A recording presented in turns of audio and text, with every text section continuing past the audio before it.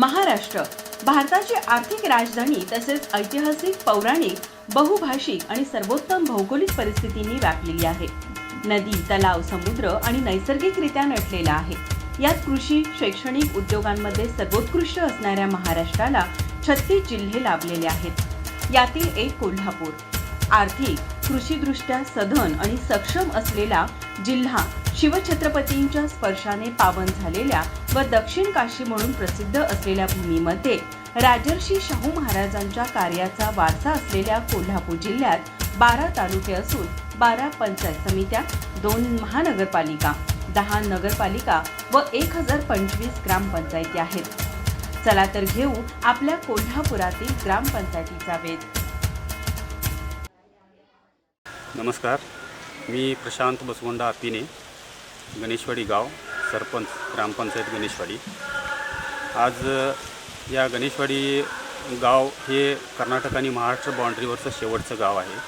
इथून 3 किलोमीटरवरती कर्नाटक हद्दीतील एक कागवाड हे गाव लागतं. आज हे महाराष्ट्राच्या सीमेवरचं शेवटचं गाव असल्यानं अनेक इथल्या नागरिकांना अडचणींचा सामना करावा लागतो. अनेक लोकांची शेती ही कर्नाटक हद्दीमध्ये आहे आणि या ठिकाणी हा सगळा परिसर महापूरग्रस्त असल्याकारणानं अनेक वेळा शेतकऱ्यांना महापुरानं झालेलं जे नुकसान आहे ते मिळण्यासाठी भरपूर मोठ्या प्रमाणात अडचणी निर्माण होतात. कारण महाड शासन हे फक्त महाराष्ट्रातील शेतकऱ्यांना नुकसान भरपाईसाठी विचार करतो आणि कर्नाटक शासन हे कर्नाटक हद्दीतील शेतकऱ्यांच्या नुकसान भरपाईसाठी विचार करत असल्याकारणाने अनेक वेळा सीमेवरती भागातले जे शेतकरी आहेत त्यांचं मोठ्या प्रमाणात नुकसान होतं. आणि या तुमच्या माध्यमातून मी शासनाचं लक्ष वेधू इच्छितो की हा परिसर सगळा शिरोळ तालुका हा पूरग्रस्त असल्याकारणानं एक समज आपल्या या भागामध्ये असा आहे की शिरोळ तालुका हा सदन तालुका समजला जातो. पण अलीकडच्या काळात येणारा जो महापूर आहे त्यामुळं इथला शेतकरी अत्यंत उद्ध्वस्त होऊन गेलेला आहे. त्याची परिस्थिती अवस्था इतकी बिकट झालेली आहे, पण सांगताही येईना आणि सहनी होईना अशी अवस्था या शिरोळ तालुक्यातल्या शेतकऱ्याची झालेली आहे.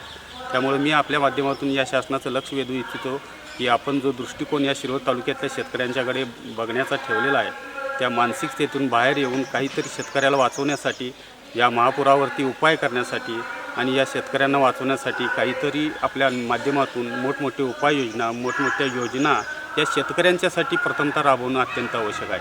अन्यथा काही दिवसांनी, काही थोड्या वर्षांनी जर परत 2-3 वर्षांनी महापूर जर या ठिकाणी उद्भवत असेल तर इथला शेतकरी पूर्णपणे संपून जाईल अशी भीती व्यक्त करण्यात येत आहे.